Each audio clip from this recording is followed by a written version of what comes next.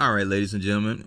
So we are on the last segment of this series where we're speaking about safety, safety concerns, what to do, what not to do while traveling. Hopefully, enjoyed this series.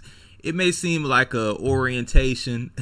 This may seem like oh man, I know this sounds so commonplace. Like, why are we going over this? But hey, like I said, you're gonna keep hearing me say it, y'all. Common sense ain't common. It just isn't. I'm not here to make any assumptions. I don't like assumptions, because assumptions can make a, out of you and me. Spell the word. You get what I mean? So, welcome back. If you took a little bit of break and you're coming back to join us on this series, this is the Wakazi United Podcast. We are for the people, by the people. Why am I saying that? Because, y'all, guess what? It's in the name. All right. So this is what we stand on. This is what we do. And so while you're going, wherever you're going, rather, whether it be to the continent of Africa, whether it be anywhere in the world, we're here to provide you with information to keep you safe on your travels. Okay. So in this particular video here, pull up here. Okay. So we have a young lady here, channel Life Abroad by D. Okay. So she's speaking on, is Africa safe for American travel? So this is for those Americans here where I'm at.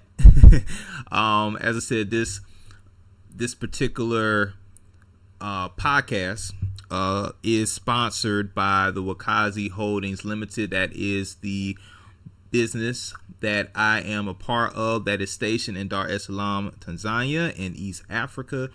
My directors move back and forth, as well as myself. We have business partners on the ground at TZ, as well as the surrounding countries. And this channel was to and is to speak on the things that we have done on the ground there.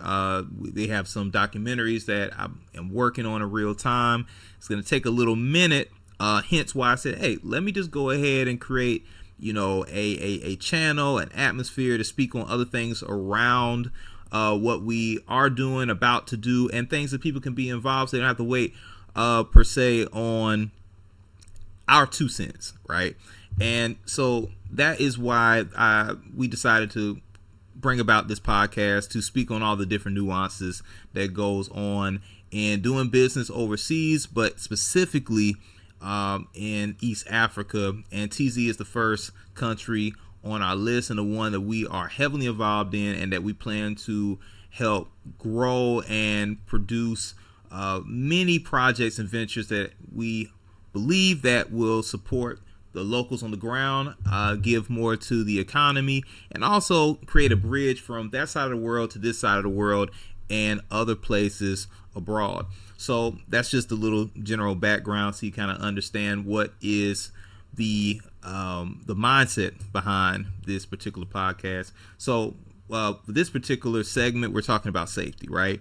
And we're ending this just to see, one, what are certain safety tips to include on your travels, whether I said it be on the continent of Africa or anywhere else in the world. This particular content creator, by the name of D, I believe, is speaking on Africa, which is the main focal point, obviously, of this channel. So I want to see a more direct, personal account of this. I think the other things, the other channel rather that we talked about, was a little bit more general. So I want to see like what personal perspectives that people have about traveling to the continent of Africa. I have my own, but I want to save it to after the video to see what she has to say. So let's go ahead and get into it. Give her the floor. I'll be chiming in and out. This is a 10-minute video for her. I probably won't have the whole video because I want you to actually go and view her page to give her some support and respect. So I'm not here to do anything but promote a little bit and speak a little bit about it. Okay, so I'm watching this in real time. So let's see what she has to offer, y'all. If you ask most Americans whether Africa is safe, the answer is usually an immediate no. Crime, violence, instability, danger. That's the image many people have before ever stepping foot on the continent. But after traveling solo across 7 African countries, I learned something most travel videos don't explain. The biggest risks for Americans traveling to Africa are often not the ones people warn you about. And preparing for the wrong risk can cost you a lot of money, limit your experience, or turn what should be an incredible trip into a stressful one very quickly. So I just want to stop right there. For those who are from Africa, whether it be Nigeria, Ghana, South Africa, Egypt, like I said, Tanzania, Mozambique, wherever, and Ethiopia, wherever you're from, and you're hearing, that initial statement of, for those in America, when they think about traveling to Africa, when it comes to safety, their first thought is, oh no, it's not safe. And she's not wrong in stating that. I think there are a lot of exaggerated viewpoints about Africa. I think a lot of people are, they're receiving a lot of propaganda in the news and media about Africa, and it is all of it, just coming out of thin air. Is it just that they just completely made up a completely false narrative about some things that may be going on or are going on the continent? No, I think I've been first to admit that, stereotypes all have truth in them, stereotypes about, the English, stereotypes about, the Chinese, whomever, I think there's certain truths that are there, but the why is a stereotype is that it takes on a life of its own and becomes its own caricature of itself. And that's where it gets messy, and you can ruin a great opportunity, a opportunity of a lifetime based off of fear mongering or coming up with something you heard or hearsay, right?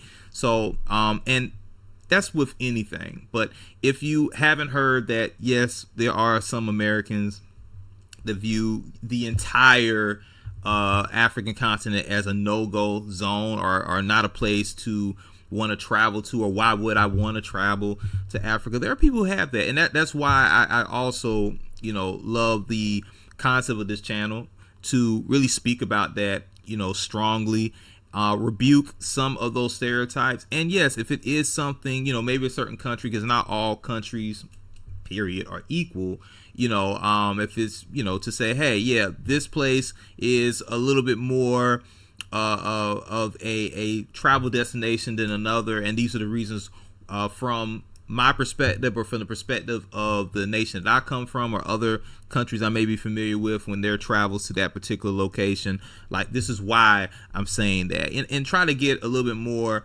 of factual information, so to speak. So we're not just sitting up here just making up a bunch of stuff, right?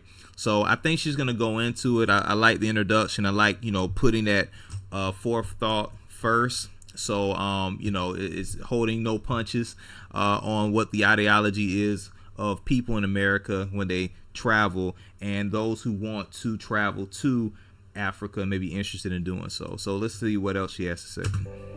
In fact, the hardest lesson I learned, one that ended up costing me thousands of dollars and took over 2 months to resolve, didn't happen in the place Americans are usually most afraid of. It happened in one of the places people dream about visiting first when they come to Africa.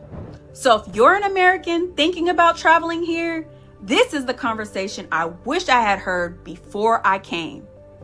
By the end of this video, you'll understand what safety actually looks like across different African countries, the mistakes Americans make that quietly create the biggest problems abroad, and how to protect your money, your experience, and your peace of mind when traveling here. Because safety in Africa isn't just about avoiding danger. It's about knowing how to move correctly. And most first-time travelers don't realize that until something goes wrong. If you're new here, my name is Dee. I'm an American living in Africa, and I've spent the last 10 years traveling internationally, often solo. across multiple continents.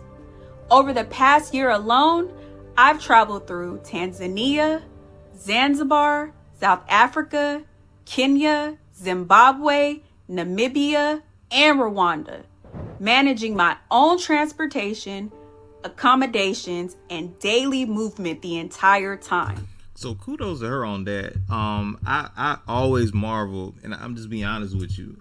It's just the day and the times, and just how it's always been the day and the times. I always marvel at not just solo travelers, but solo female travelers. And I don't think I need to really speak on why I say that. Like I said, not every place is equal, and there's always dangers lurking around every corner. And as men, typically we are very much targets, for violent crimes and things of that nature. But women, normally are seen as the more vulnerable.